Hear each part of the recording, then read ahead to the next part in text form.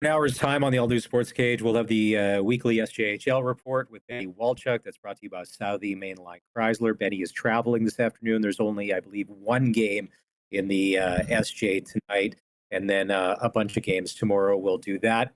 It's Maz here filling in for Barney. Eric Bidwell is at the Crop Production Show in Saskatoon, and he's joined by a former Saskatoon Blade. He was the 150th overall Mhm. pick in the 95 draft from the Calgary Flames. He played for the Flames, the Preds, and the Leafs. Welcome to the program, Clarke Wilm, ladies and gentlemen. Clarke, question number one. First of all, thanks for coming on. Do you still get recognized by Blades fans of old and people? Because I remember those glory years. You played on some really good hockey teams for the Blades. Yeah, thanks for having me. Yeah, I do every now and then. I've got boys that are at the age where they want to go to games, and we're in the rink lots, so run into lots of fans around the city that were enjoyed the teams we had there in the early '90s. Do you still keep up with the boys? I'm friends with a couple of them too. So obviously, we're talking about Rhett Warner and some of those guys, maybe Andy McIntyre. I don't know. Probably a few guys that you still do. I'm sure I know you keep up with Warrensy, but those guys from back in the day? Yeah, for sure. Talked to Rhett quite a bit, and then Chad Allen. He lives in Davidson. He farms there, That's so right. I see him quite a bit. And around the time Mooner was getting his name to the rafters, Yep. started a group chat with a bunch of the guys that we played together. So it's kind of kept on, and there's probably 15 or 20 of us on there. So it's a good group. It's got to be nice to be a part of a few alumni, though, right? Because obviously you have the Saskatoon Blades alumni, and mentioned some of those guys, and those are names that everybody here in Saskatoon would recognize. But beyond Saskatoon, maybe not so much. Besides Red, of course, with his time there with the Flames, but it has to be nice to be part of other alumni as well, too. Toronto Maple Leafs alumni, the Calgary Flames alumni, those things also. Yeah, for sure. It's you look back at it now, and it was a very cool experience, and got to live out a childhood dream. So you meet so many great people in hockey, and to be part of an alumni. Calgary's got an excellent alumni. Toronto does also. I don't really get back there very much, so Sure. not a ton to do with them. But yeah, Calgary, there's a lot of guys there, so try to get back for the golf tournament and do as many things as I can with them. Matt? Now, one of the teams you played for was the Nashville Predators. And Nashville today, which is this hotspot mecca tourist place, and every stagette party in North America goes there, and every country star has a giant bar, and the hockey team's a party. But Nashville was different when you played there. Did you know when you were there, because it was a completely different situation, that Nashville would become a really good hockey market like it's turned out to be? I don't know if it's a huge surprise. I think there's obviously a lot of entertainment there. So the people, it was early in Nashville's existence. I think 5 years in when I was down there. So we got great crowds. It maybe obviously wasn't as big it is as now, but there was a hockey following there. They were starting to get rinks going, and once guys, I think a huge benefit to all the cities in the States is once guys play there, usually a good portion of them stay there and set up their homes there, and their kids grow up. So once you start getting a bunch of hockey guys into the culture, and you start getting a bunch of kids coming out and playing hockey, it just over the last 20 years it's grown. Did you develop any friendships with any country music stars while you were there? Did you have any interesting meetings or interesting? I want to ask you for interesting stories, because I'm sure there's lots of stories, but a lot of those you might not be able to tell, like we always hear. But any interesting meetings with country stars or guys that came down and wanted to talk with you guys at the locker room or anything like that? Yeah, there was always some guys around. I think Vince Gill was there quite a bit. Oh, yeah? And Garth Brooks was around, and actually Kid Rock was there. And you'd see him around and chat with him every now and then. So yeah, it was a great place to play. Like I said, it was just kind of starting out, so the team wasn't great. But as far as living there, and I like country music, and so spent some time in Tootsie's. Yeah, I'm sure. Matt, go ahead. Oh, that must have been a ton of fun. All right. So you said you've got kids, you're in the rinks nowadays, and so you're watching the Western Hockey League product in 2025. Are the kids just that much more talented, better prepared to play hockey today than back when all of us were growing up playing hockey, physically, mentally? Uh, yeah, I guess they probably. Obviously, the game's changed a ton. It's a lot more freewheeling. There's a lot more space out there, so it's faster and equipment's better. And I bring out some of my equipment for the kids to look at, and they think it's from the 1800s. Like a two-piece stick is just, what is this thing? So Yeah. all that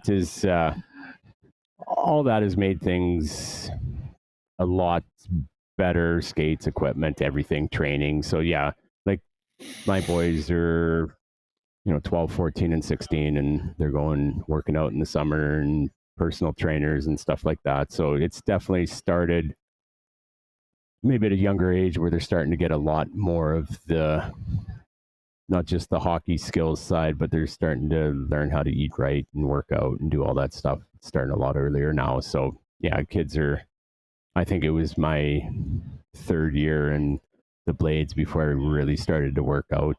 So it, you went for a jog a week before camp and lifted some weights, and I'm good. But that's what it's changed. Yeah, I hear that from and the guys in an era before you. You'll hear them say, "Yeah, I started my off-season training. Last couple 2-3 weeks before the season started in the NHL, I would just cut back on the brewskis and like you said, maybe go for a jog, some push-ups, some jumping jacks, a little more specialized now." But do you feel it starts?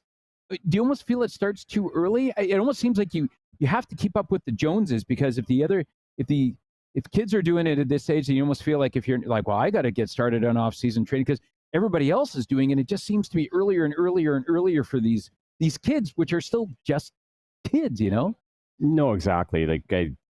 So just to use my kids, for example, like Ryder's 16 playing midget AAA. So I moved away when I was a year younger than him, and I look at him and like, they're so young. Like I can't imagine what my parents thought when I was 15 years old and going from Central Butte to Saskatoon. Like you're still a young kid. So it, but onto the part about starting too early, I think it's good for kids to golf and go to the lake and do lots of stuff in the summer and not just be in the rink all the time. But yeah, you definitely, if your kids really want to do it, you have to find a kind of happy medium where they can be in the rink enough and also have enough of a life outside the rink where they're not just playing hockey. They're doing lots of other things, because there's lots of other sports and there's lots of other things you can do that are great also.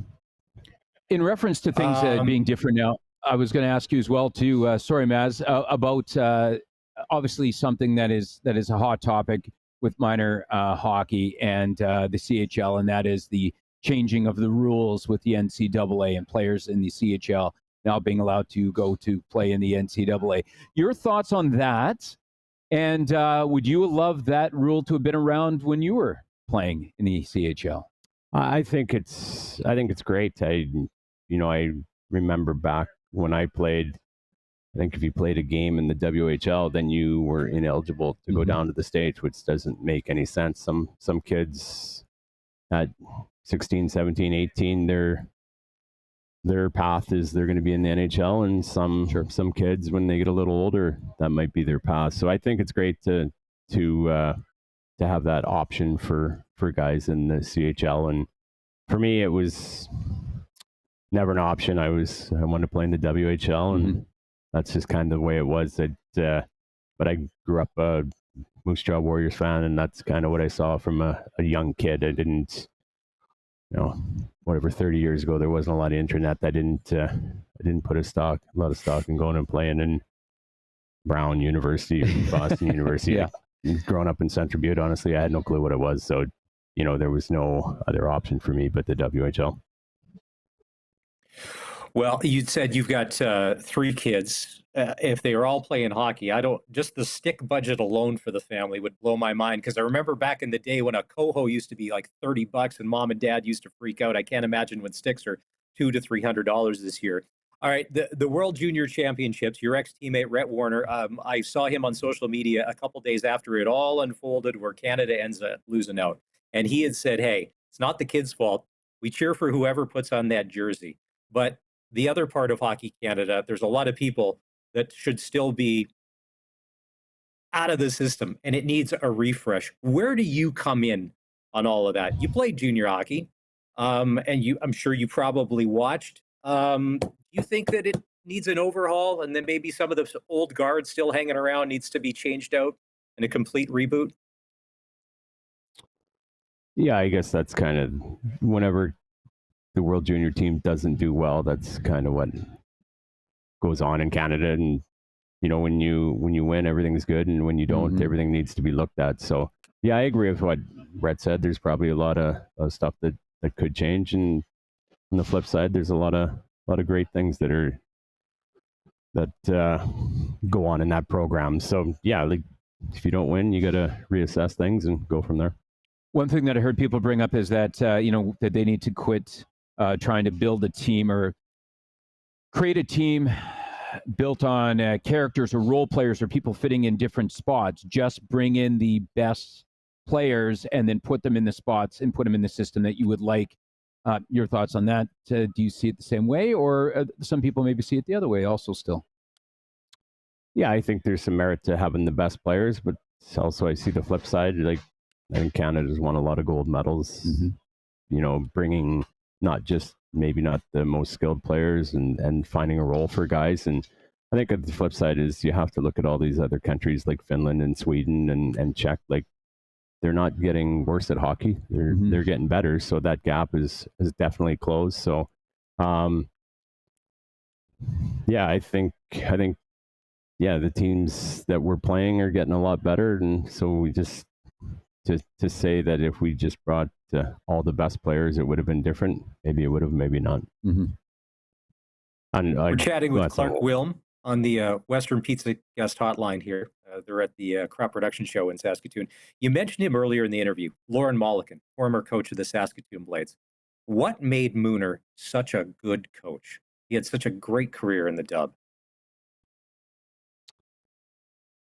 Yeah, just before I get on to Mooner, one more thing about the Hockey Canada stuff. Like, those kids that were there and played are amazing. Like, we can't take anything away from them. They're all really good hockey players and going to have great hockey careers. So, but yeah, Mooner was very intense. I think he got the most out of his teams. He was a player's coach, and he wanted to run through the wall for him. So he knew what he had to do to get his players to play well, and he knew what system wise he had stuff he wanted us to do, and he demanded that we did it or he didn't play. So he had a great career in the WHL and some games in the NHL and also AHL. So he was motivation wise, he was good, and he was very demanding. We, of course, are our Sasky sports show, SportsCage is. Just your thoughts on some of those old rivalries when you have a chance to look back at them. Still, one barn still in play, and that would be the one in Prince Albert that you played in. But Moose Jaws is a new one, and just a little bit more on some of those old barns and those old rivalries that you had as a member of the Blades.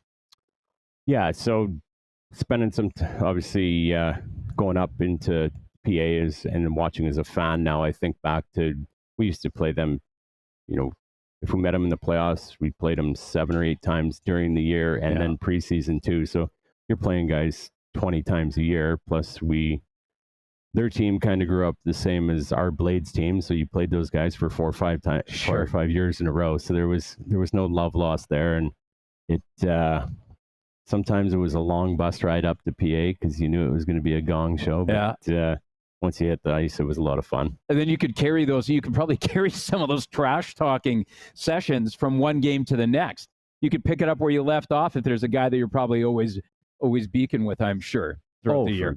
For sure. For me, it was, guys like Toporowski and Dennis Peterson, like, played against them in midget, and then all through my Blades career and their Raiders career. So you're going head to head and just battling nonstop for years on end. So there was lots of hatred towards those two guys until you meet them. And then I played with Petey in Nashville, and they're great guys.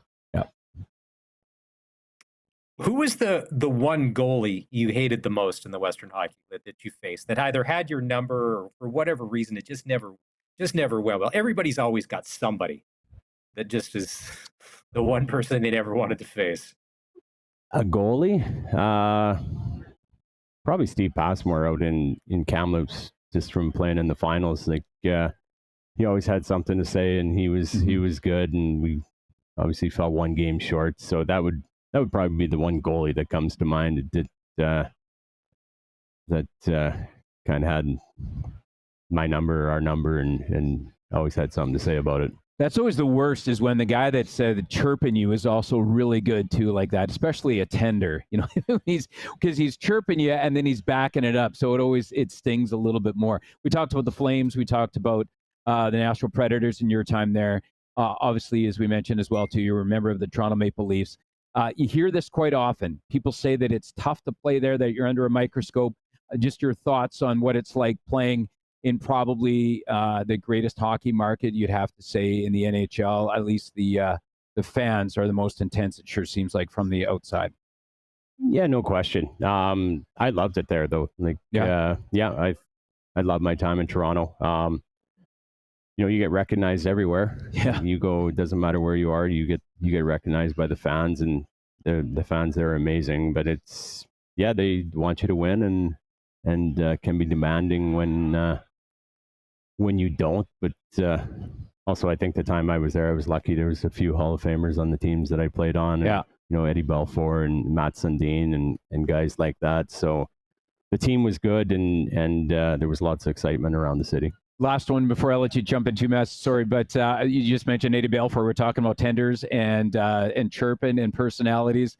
What was Eddie like? Because, of course, we heard, he was obviously a character, but just your thoughts on Eddie when you played with him. You didn't go near him during game days. You didn't, Is that right? Yeah, you didn't want to touch his equipment by accident, or you might break a stick over your head. He was pretty intense, and he worked. You can see why he had such a great career. He worked his butt off every day, but when you think of goalies being quirky or different, yeah, he was definitely that way, but just very intense and wanted to win. But don't touch his equipment. He spent more time working on his equipment than anybody.